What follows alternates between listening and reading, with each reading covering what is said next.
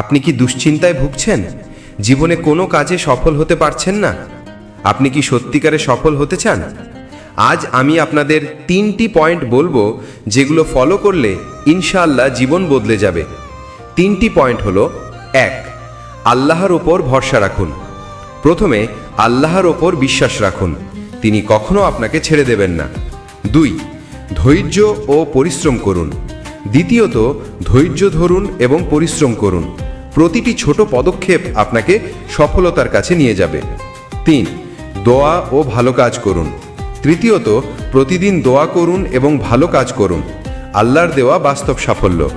তাই বিশ্বাস, ধৈর্য এবং ভালো কাজ, এগুলোই আপনাকে আজকের সমস্যার মধ্যেও আগামীকালের বিজয় দেবে। আজ থেকেই শুরু করুন এবং দেখুন আপনার জীবন আল্লাহর রহমতে পরিবর্তিত হচ্ছে।